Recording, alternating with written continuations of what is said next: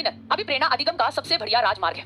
Good. अभिप्रेरणा कार्य को प्रारंभ करने, जारी रखने और नियंत्रण करने की प्रक्रिया है। Motivation is the process of sustaining and regulating activity. हम अभी प्रेरित होते हैं तो हम लगे रहते हैं, अपने व्यवहार को रेगुलेट करते हैं। मुझे 5 से 6 अगर क्लास लेनी है तो मैं अपने व्यवहार को रेगुलेट करूंगी, तो इस टाइम जो है अगर कोई भी आए मैं गुड वर्ड। अभिप्रेरणा व्यक्तियों की दशा का वह समूह है जो किसी निश्चित उद्देश्य की पूर्ति के लिए निश्चित व्यवहार को स्पष्ट करती है। ठीक। मोटिवेशन की एक एडवांस क्लास आपकी डिटेल हम सारी नहीं करेंगे क्योंकि सीटेट में सारी काम की नहीं है। सीटेट में तो विनर की थ्योरी काम की है जो मैंने आपको करा दी। फिर भी हमें पता होना चाहिए मैस्लो की हायरार्की थ्योरी क्या है। एक एडल्फ ने ईआरजी थ्योरी दी थी, हर्सबर्ग ने मोटिवेशन हाइजीन थ्योरी दी थी, मैककिलन ने लर्न्ड नीड्स की थ्योरी दी थी। प्रोसेस थ्योरीज, प्रक्रिया थ्योरीज है कुछ। ये है कंटेंट वाली और ये है प्रक्रिया वाली, जिसमें एडम की इक्विटी थ्योरी है, विक्टर ब्रूम की एक्सपेक्टेंसी थ्योरी है, गोल सेटिंग थ्योरी है और पुनर्बलन की थ्योरी है। ठीक, ये सारी हम डिटेल में करेंगे DSSB में एडवांस वाली क्लास में। ठीक है, क्योंकि सीटेट में इतनी नहीं आती इसलिए मैं अभी नहीं। ठीक है, कंटेंट थ्योरी क्या होती है? जो कि फैक्टर्स पे फोकस करती है, जो कि बंदे के आंतरिक होते हैं, जो कि उसको एनर्जाइज करते हैं और उसके व्यवहार को निर्देशित करते हैं। अब अगर हमें मापन करना है अभिप्रेरणा का, तो हम कैसे कर सकते हैं? कोई बंदा अभिप्रेरित है, भाई मुझे देख के कर सकती हूँ। तुम्हारी क्लास में मैं देख कर बता सकती हूँ, ये विपिन लड़का है, ये कोमल लड़की है, ठीक है, ये प्रीति देवी है, ये रोज क्लास लगाते हैं, नीतू सिंह क्लास लगाती है। तो भाई हम एक्सपेरिमेंट कर सकते हैं देखने के लिए अभिप्रेरणा का। एक हम स्टैंडर्डाइज्ड टेस्ट जो होते हैं, जो पहले से बनाए हुए होते हैं, ठीक है, उनको ले सकते हैं। एक हम जो व्यक्तित्व जांच तकनीक है उनका प्रयोग कर सकते हैं, जिसमें हम डायरेक्ट क्या होता है साक्षात्कार इंटरव्यू ले सकते हैं, रेटिंग स्केल कर सकते हैं कि इतना इतना 1 2 3 ये भी, ठीक है, क्वेश्चन या सवाल पूछ सकते हैं। इनडायरेक्ट में आ गए आपके टैट, थीमेटिक परसेप्शन टेस्ट, ठीक है, मुरे एंड मॉर्गन वाला कैट, चाइल्ड परसेप्शन टेस्ट जो कि बेलाक ने दिया था, रोशार्क का इंक ब्लॉक टेस्ट, सीआई परीक्षण जो कि रोशार्क ने दिया था। जब हम व्यक्तित्व करेंगे जब हमारे काम आएगा। तो व्यक्तित्व मापन की तकनीकें भी हमारी अभिप्रेरणा देखने में, मापन में काम आ जाती है। एक क्वेश्चन देखा है मैंने, ठीक है, हालांकि यूपीटेट में बहुत देखा, सीटेट में भी कई बार ये नाम आ जाता है इंस्टिंक्ट का, तो हमें पता होना चाहिए अभिप्रेरणा का मूल प्रवृत्ति का सिद्धांत किसने दिया है? बताओ। मूल प्रवृत्ति ही व्यक्ति के व्यवहार का ओरिजिनेशन है, यानी उद्गम है। ये किसने दिया? ये दिया विलियम मैकडूगल ने। ठीक है, उसने कहा 14 बेसिक इंस्टिंक्ट मूलभूत प्रवृत्तियां होती है, जो यानी बच्चा लेकर पैदा होता है, जो उसे सिखाई नहीं जाती। वो जन्मजात होती हैं, सब में होती हैं, मात्रा सभी व्यक्तियों में समान नहीं होती मगर होती हैं। व्यक्ति के व्यवहार को वो संचालित करती हैं, कार्य के लिए अभिप्रेरित करते हैं। और देखिए यहाँ पर क्या है, इमोशंस पहले तथा मूल प्रवृत्ति बाद में। बेटा ये लिख लो, ये बहुत इंपॉर्टेंट लाइन है। जो हमारे इमोशंस होते हैं वो फर्स्ट होते हैं, हमारी मूल प्रवृत्ति यानी कि जो हमारी इंस्टिंक्ट्स होती हैं वो हमारी लेटर होती है। मूलभूत प्रवृत्ति और उनसे जुड़े हुए 14 बेसिक इमोशंस। अच्छा, इमोशन पहले आ रहा है या इंस्टिंक्ट पहले आ रहा है? बताओ, पहले ये बताओ। अच्छा, एबीसीडी सबको आती है, इसे याद रहेगा? हाँ याद रहेगा। चलिए, इंस्टिंक्ट जैसे कि इमोशन पहले आया, और डर लग रहा है, डर लगता है तो भाग लेते हो ना जगह से, तो मूल प्रवृत्ति है भाग ले भाई भाग ले। टेंडर इमोशन, ठीक है, अपने मतलब छोटे बच्चों को देखकर वो बड़ा प्यार से कंडी वाली फीलिंग आती है ना, ऐसे ऐसे बाल खींचने वाली, ठीक है, तो पेरेंटल केयर यानी कि संतान कामना। गुस्सा आता है तो आप कहते हो आ सामने आ, ठीक है, आ लड़ ले, ठीक है। तो क्रोध आते ही आप लड़ने पे आ जाते हो। ऑनरशिप यानी कि आप चीजों को क्या करते हो, ये मेरी है, ये मेरी है, तो आप चीजों को संग्रह करते हो कि मेरा घर इतना बड़ा, मेरे घर में इतना आलीशान, इतने करोड़ का मेरा घर, ठीक है, तो आप चीजों को संग्रह करके इतने किले मेरे, ठीक। आत्महीनता आती है, अगर खुद नेगेटिव सेल्फ फीलिंग आती है तो इंसान तन्ने हो जाता है कि हाँ जी हाथ जोड़कर ठीक है जी जैसा कर लोगे, आपकी मर्जी जी, ठीक। भूख लगती है तो भाई खाना ढूंढते हो। आपको किसी से घृणा होती है, ठीक है, तो आप उसकी शक्ल देखकर ही आपको ऐसा लगता है कि मैं यहाँ से निकल लूं, मुझे इसकी शक्ल सड़ी सी बर्दाश्त नहीं हो रही है, मैं इधर उधर चला जाऊं, रिपेल करते हो, आप उसे दूर भागते हो। देखो, जिसे प्यार करोगे उसके तरफ चिपकने भागोगे, है ना, जिसे नफरत करोगे तो उसे दूर भागोगे, है ना। बेटा DT+ होम साइंस का हमारा भाग है, हम आत्माभिमान, पॉजिटिव सेल्फ फीलिंग आती है तो आप इंसान आत्मगौरव फीलिंग करता है। हां और करते तो तुम्हें लगता है ना क्यूरियोसिटी, ओ इतनी सुंदर ड्रेस कहां से लाई, तो क्यूरियस है वो जानने के लिए, मैं भी यहां जाऊंगी अब शॉपिंग करने। अम्यूजमेंट, आमोद आता है, तो वहां पर आपका हास्य आ जाता है। क्रिएटिवनेस, कोई नई चीज बनाई तो उसमें रचनात्मकता आती है, वो उर्फी वो है ना, वही याद कर लो उसे। लस्ट है ना, तो लस्ट आता है तो वो किसी के प्रति जो है कामुकता आती है, तो उसके साथ सेक्स करने वाली फीलिंग आती है ना। एकाकीपन यानी अकेला अकेला, ठीक, अकेला आता है तो भाई अकेले में क्या होगा, इंसान सोचता है यार ग्रुप में बैठे हो अकेले अकेले क्या रहना है। कष्ट करुणा यानी कि जो जैसे ये आपके कैंप्स होते हैं, रेफ्यूजी कैंप्स, ठीक है, उसमें कोई बहुत ही कष्ट में है तो क्या कहेगा, हमें अपने शरण में ले लो, हमें कुछ कैंप में रहने दो, अपने देश में ले लो, ठीक। तो ये थी हमारी 14 मूलभूत प्रवृत्ति और उनसे जुड़े हुए इमोशन, ठीक है। अब मैं एक तो पूछ लेती हूँ, बड़े तुमने हा हा कराया तो ठीक है, तो हिंदी में लिख देती हूँ भाई, ठीक है। आश्चर्य, संवेग से जुड़ा हुआ कौन सी मूलभूत प्रवृत्ति होगी? और दूसरा लस्ट, कामुकता से जुड़ी हुई कौन सी मूलभूत प्रवृत्ति होगी? बताओ बताओ भैया। और यहाँ पर आएगा, ठीक है, आगे समझ में क्या आपका अभिप्रेरणा का मांग सिद्धांत, आवश्यकता पूर्ति का सिद्धांत, आवश्यकता पद अनुक्रम का सिद्धांत, हायरार्की ऑफ नीड्स का सिद्धांत, आत्म अभिव्यक्ति का सिद्धांत। इसको देने वाले थे आपके अब्राहम मैस्लो साहब। इसमें क्या होता है, आपकी नीड्स होती हैं, रोटी कपड़ा और मकान, है ना। तो सबसे नीचे होती है आपकी शारीरिक जरूरतें, भाई हवा चाहिए, पानी चाहिए, खाना चाहिए, कपड़े चाहिए, ठीक है, रिप्रोडक्शन सेक्स चाहिए, ठीक है। इसके बाद आ गया सुरक्षा, ठीक है, कोई जगह तो होगी जहाँ पे रहेंगे, जैसे आज गुफा वगैरह में तो रहे, तो भाई पर्सनल सिक्योरिटी हो, अपनी एक रोजगार हो, संसाधन और हेल्थ कवर हो, ठीक। उसके बाद हो गया बिलोंगिंगनेस एंड लव, यानी हम किसी से जुड़े, कोई हमसे भी जुड़े, ठीक है, और प्यार प्यार हो उस तरीके का प्यार और दूसरों से संबंधित आवश्यकताएं। तो इसमें दोस्ती होगी, इंटीमेसी होगी यानी कि बहुत ही करीब आना, फैमिली परिवार और एक कनेक्शन होगा। इसके बाद आ गया भाई एस्टीम नीड्स, भाई अपन भी कुछ है, तो रिकॉग्निशन यानी पहचान, रिस्पेक्ट, अब अपने को चाहिए फुल नेचर, सेल्फ एस्टीम खुद को लेकर बात, स्टेटस है अपना, अपनी स्ट्रेंथ है, ताकत है, पावरफुल हूं मैं बहुत, ठीक है। और इसके बाद होता है सेल्फ एक्चुअलाइजेशन, यानी असल में अपन क्यों पैदा हुए हैं, अपने अंदर क्या पॉजिटिव क्वालिटी है, किन पर मुझे काम करना चाहिए, अपना मानव होने का क्या मेन निष्कर्ष है, छोटी सी जिंदगी है, हमने क्या करना है अपने लिए, तो वो है आपका सेल्फ एक्चुअलाइजेशन। ये समझ में आई? देखो, जो हमारी नीचे वाली होती है इनको हम कहते हैं सर्वाइवल, जीने के लिए जरूरी, जीने के लिए देखो रोटी कपड़ा मकान घर हो, ठीक है, कोई हमसे भी प्यार करे, हम किसी से प्यार करें, ठीक है, ये जीने के लिए जरूरी है। उसके बाद हम ताकतवर हो, ठीक, ठीक है, अपना भी अपन की चले, वो है आपकी विकासात्मक नीड, ठीक, सेल्फ एक्चुअलाइजेशन, ठीक, यानी कि आत्म अभिव्यक्ति। जो ये जो नीचे वाली नीड होती है ना, इनको हम बी नीड्स भी कहते हैं, बेसिक नीड्स। और जो ऊपर वाली होती है जैसे मेटा नीड्स कहलाती है, जैसे आपने मेटा कॉग्निशन पढ़ा था ना, अपनी सोच के बारे में सोचना, ऐसे जो ऊपर वाली होती है उनको हम मेटा नीड्स भी कहते हैं। ये पदानुक्रमिक है, क्योंकि जैसे कि आपके पद एक एक करके आप सीढ़ी पे चढ़ते हैं, ठीक है, ऐसे ऐसे ऐसे ऐसे, तो हम ऐसे यहाँ पे फिर यहाँ पे फिर यहाँ जाएंगे फिर यहाँ जाएंगे यहाँ जाएंगे, ऐसा नहीं कि यहाँ के बाद सीधा जंप मार के यहाँ चले जाएंगे, ये होता है। ठीक है, जीने के हैं 4 दिन है राहुल, बाकी है बेकार दिन। ठीक, तो बेकार दिन मत करो भाई, पढ़ लो। सिक्योरिटी, सोशल और एस्टीम नीड्स को हम डी नीड्स कहते हैं, डेफिशिएंसी नीड्स मैंने आपको बता दी, ये जो हमारी नीचे वाली थी। ठीक, या बेसिक, इनको हम हाँ 1 2 3 और हमारी ठीक है एस्टीम 4 को मिलाकर। ठीक, यानी कि हमारी जो ये 4 है ना 1 2 3 और 4, यहाँ पर देखिए एक चीज अलग है, यहाँ पे 1 + 2 + 3 + 4 को हम डेफिशिएंसी नीड्स भी कहते हैं। ठीक है, और जो ऊपर वाली सबसे होती है वो होती है आपकी ग्रोथ नीड। ठीक, अब आ गया हमारा थ्योरी ऑफ ड्राइव रिडक्शन। ठीक, अनिकिता बहुत सही लिख रहे हैं, न्यूनता का सिद्धांत। इसको देने वाले थे क्लार्क लियोपार्ड हल। ठीक है, इन्होंने क्या कहा कि भाई हमारी जो होती है नीड को इन्होंने नाम बदल के ड्राइव कर दिया। ठीक है, ड्राइव जो होती है जैसे कि प्यास लगा तो खोजा बाजा, ठीक है, फिर पानी मिल गया थोड़ी देर के लिए शांत, फिर प्यास लग गई। वैसी बातें बोलनी नहीं चाहिए, जब भी मैं एग्जांपल देती हूँ मुझे सेक्टर है ये तो चलता रहता है। हाँ, क्या आपकी क्या होती है अब भाई जो मैंने पढ़ा मैं बढ़िया चेक ड्राइव रिडक्शन थ्योरी की बात की कि ड्राइव्स रिड्यूस होती है, ड्राइव्स कभी खत्म नहीं होती, नीड भी कभी खत्म नहीं होती। ठीक, उच्च संज्ञानात्मक प्रक्रिया को समझाने में इनकी थ्योरी नाकाम थी। ठीक है, इस थ्योरी को हम पुश थ्योरी, धक्का मार थ्योरी भी कहते हैं। ठीक है, फ्रॉइड की साइको एनालिटिकल थ्योरी, मनोविश्लेषणात्मक सिद्धांत, सिगमंड फ्रॉइड ने कहा एक है भाई जीने की इंस्टिंक्ट, जीवन की मूल प्रवृत्ति। इसको याद रखेंगे हम इरोज से। आज से कई साल पहले जब करण अर्जुन वगैरह आती थी, आपने देखा होगा एक बड़ी कंपनी फेमस थी इरोज, डिजिटल इंडिया करके आता था, तो मुझे लगता है यार इन्होंने इरोज बड़ा अलग सा नाम रख रखा है। जब मैंने फ्रॉइड पढ़े तो मुझे लगा अच्छा इरोज यानी जीवन प्रवृत्ति से ले रखा है ये। ठीक है, आप देखेंगे इरोज कंपनी है एक। ठीक है, थैनाटोस, ठीक है, यानी राक्षस प्रवृत्ति। ठीक, तो यह विध्वंसकारी। ठीक, इसको हम कबीर सिंह से जोड़ सकते हैं। ठीक, वो विध्वंसकारी, वो पूरा नशे में फिर प्रीति प्रीति प्रीति का जीना आराम कर दिया उसने। ठीक है, तो वो हो गया आपका थैनाटोस, विध्वंसात्मक हो गया था ना फिर एंड में। हमारा जो अचेतन होता है यानी अनकॉन्शियस, वो हमारा 9/10 होता है। ठीक, और मेनली वो कामुकता ग्रेटिफिकेशन यानी सेक्स ग्रेटिफिकेशन के प्रिंसिपल पर काम करता है। ठीक, इसके बाद आ गए भाई हमारे व्यवहारवादी। व्यवहारवादी में आ गए थॉर्नडाइक, स्टिमुलस, उद्दीपक और अनुक्रिया। उसके बीच में बार बार आप क्या कर रहे हैं, बॉन्ड बना रहे हैं। स्किनर ने कहा नहीं, पुनर्बलन देंगे तो एक व्यवहार को हम बार बार अभिप्रेरित कर सकते हैं। ठीक, दंड से किसी हम व्यवहार को कम कर सकते हैं। बेंड्यूरा ने क्या कहा, अवलोकनात्मक अधिगम, कि भाई जब हम देखते हैं पिट गया मॉडल पिट गया है ना, तो आप जो होता है आपकी जो अभिप्रेरणा होती है वो अपने आप कम हो जाती है। जब आप देखते हैं आपका मॉडल पिट गया, आपका बड़ा भाई जिसको आप शेर समझते थे वो आज मम्मी से अच्छा खासा पिट रहा है, तो आपकी जो शेर दिली और वो जो शेर गिरी होती है वो सारी एटफिस हो जाती है, आप टिक के बैठ जाते हो, है ना। तो यहाँ पर वो कहते हैं कि अभिप्रेरणा जुड़ी हुई है आपके मॉडल से। ठीक, जैसे कई लोग होते हैं, कईयों ने ऐसे मॉडल बना लेते हैं कि जो उस टाइम बड़े हिट हो रहे होते हैं, बाद में उन जैसे बाल कटवा लेंगे, हाथ पे उसका नाम गुदवा लेंगे, थोड़ी दिनों बाद वो पकड़े जाते हैं नशे में या ड्रग्स में। ठीक है, अब हाथ नाम जो है वो तो हाथ पे गुदवा लिया, मैं तो उसका फैन हूं, जैसे बाल कटवा लिए तो अब आती होंगे मुसीबत, फिर दोबारा जाएंगे उस टैटू वाले के, भाई हटाई से, ये तो नशेड़ी है। ठीक है ना, तो मॉडल सिलेक्शन बहुत इंपॉर्टेंट है। इसके बाद आ गई हमारी एक्सपेक्टेंसी थ्योरी यानी प्रत्याशा का सिद्धांत, जो कि दिया था आपका एक विक्टर ब्रूम ने। ये ना DSSB का आया हुआ क्वेश्चन है। ठीक है, हमारा मोटिवेटिंग फैक्टर यानी कि जो हमारा अभिप्रेरित कारक होता है वो होता है कि एफर्ट, भाई हम कितना प्रयास करते हैं। आई हो गया इंस्ट्रूमेंटल वैल्यू यानी कि हमारा प्रदर्शन।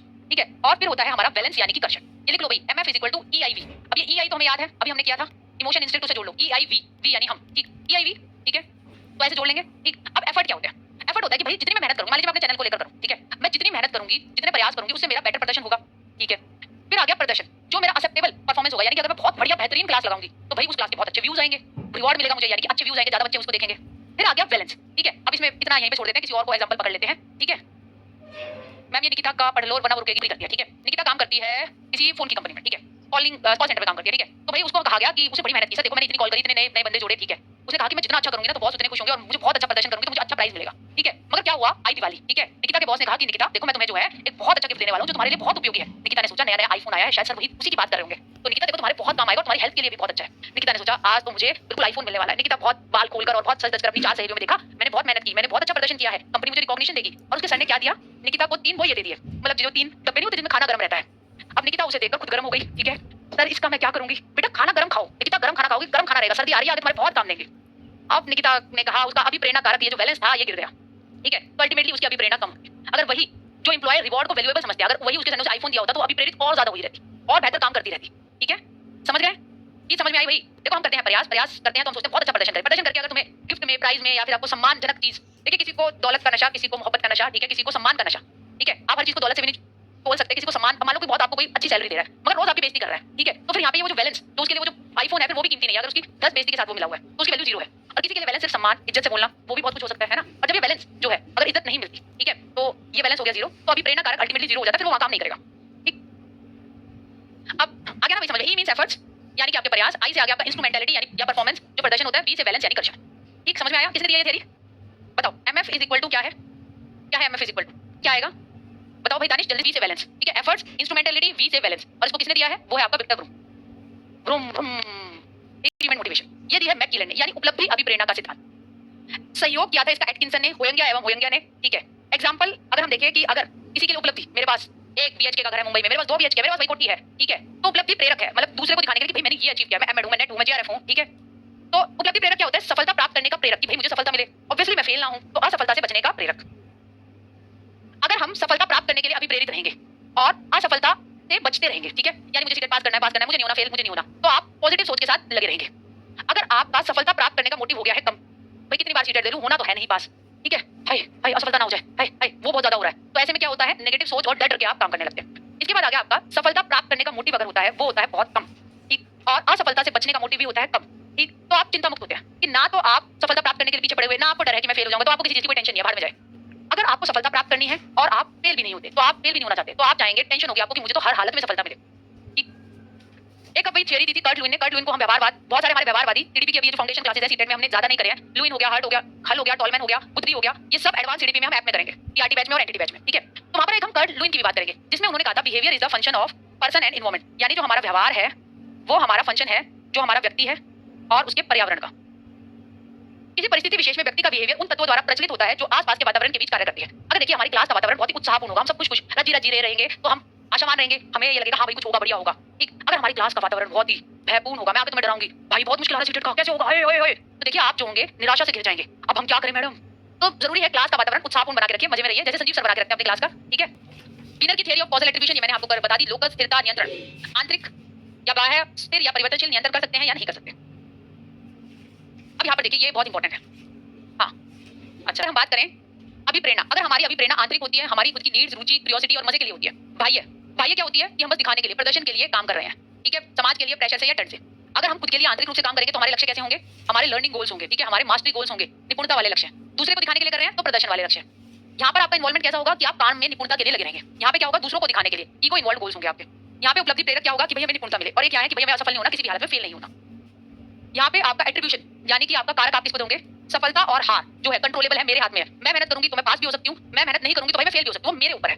यहाँ पे आप किसके ऊपर करोगे, वो नहीं पढ़ाती थी, पेपर मुश्किल आया था, हाय मेरा बैड लक खराब था, बैड लक बैड था, तो यहाँ पे आप दूसरे पे थोपोगे। यहाँ पे आपका खुद की क्षमताओं के प्रति व्यूज क्या होगा, इंक्रीमेंटल, कि मैं मेहनत करूंगी, प्रयास करूंगी तो मैं क्षमता बढ़ा सकती हूँ। यहाँ पे कहेंगे भाई स्थिर है, मेरे अंदर तो इतना ही दिमाग है, क्या करूँ, तो यहाँ पर आपका ये होता है, ठीक।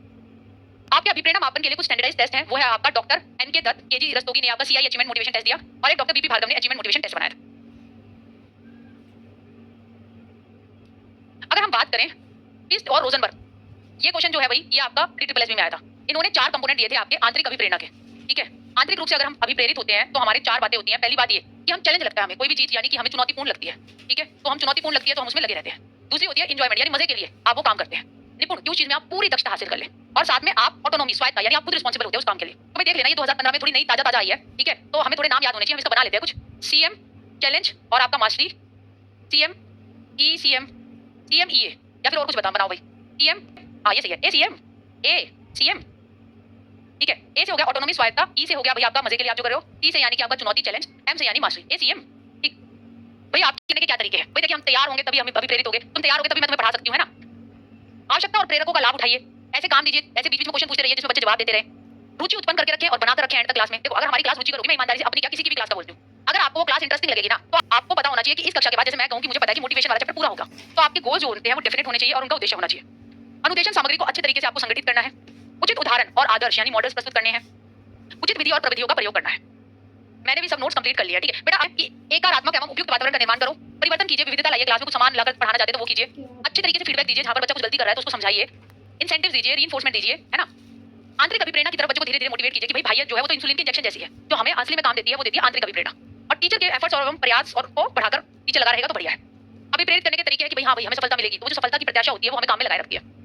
एक होता है minimum level of tension maintain करके रखना, यानी कि एक यर्क डॉटसन लॉ भी है, ठीक है, जिसमें हमारा क्या होता है कि अगर हमारे मिनिमम लेवल ऑफ टेंशन होती है, जैसे पेपर से पहले हमें सबको होता है हाई पढ़ ले, इसको ओवर ही हो जाता है हाय हाय हाय, तो फिर उसका तो परफॉर्मेंस कम हो जाता है। कई होता है हाँ अब आंखें खुल गई अब पढ़ना है, तो वो और फोकस होकर पढ़ने लग जाते हैं। तो मिनिमम लेवल ऑफ एंजाइटी हमेशा परफॉर्मेंस को इंप्रूव करता है। ओवर हो गया किसी भी चीज का तो गड़बड़ है, मिनिमम से भी कम है, कोई तनाव नहीं हो रहा, पेपर है मतलब कुछ फर्क नहीं पड़ रहा, तो देखिए उससे भी बेहतर चीज नहीं है वो।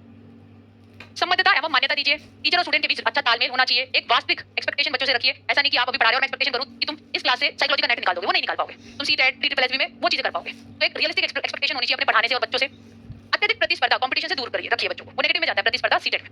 बाल केंद्रित उपागम से पढ़ाइए, पुराने ज्ञान को नए ज्ञान से जोड़िए, शिक्षण में प्रभावशाली विधियों तथा सहायक साधनों का प्रयोग कीजिए, उद्देश्यों एवं लक्ष्यों को निश्चित तरीके से निर्धारित करके पढ़ाइए। परिणाम एवं प्रगति का ज्ञान कि भाई कितना आया क्या आया वो बच्चों को लगातार देते रहिए। प्रशंसा और आलोचना, जो चीज कमी रह गई उसमें प्रॉपर फीडबैक के साथ इंप्रूव करना वो कीजिए। पुरस्कार और दंड, के दंड जो है वो आपको देना नहीं है आज की डेट में, धारा 17 नौकरी का खतरा, तो दंड मत देना, पुरस्कार दे सकते हो। कंपटीशन जो है वो भी नहीं देना आपको सीटेट में, ठीक है। प्रतिस्पर्धा एक नेगेटिव वर्ड है, तो हमारा पॉजिटिव वर्ड क्या है, कोऑपरेशन यानी सहयोग, सहयोगात्मक अधिगम, मिलकर जो बच्चे काम करें उस चीज को बढ़ावा दीजिए। ईगो इन्वॉल्वमेंट गोल्स, ठीक है, कई बार वो भी बच्चा निर्धारित कर सकता है, मगर हमारे ज्यादा गोल्स जो होने चाहिए ये कम इंपॉर्टेंट है, इससे ज्यादा महत्वपूर्ण है हमारे टास्क ओरिएंटेड, यानी कि कार्य आधारित लक्ष्य, कि कार्य को मगन हो गए उसमें रम कर, तो वैसे लक्ष्य बच्चा निर्धारित करे। क्योंकि ईगो वाले जो होते हैं ये आपके प्रदर्शन लक्ष्यों पर निर्धारित होते हैं, और प्रदर्शन से अच्छा हमेशा हमारा क्या होता है, निपुणता लक्ष्य, यानी कि हमारे मास्टरी ओरिएंटेड गोल्स। एक अच्छा दृष्टिकोण विकसित कीजिए, सीखने का उचित वातावरण और स्थितियां जो है उनका निर्माण कीजिए। ठीक है,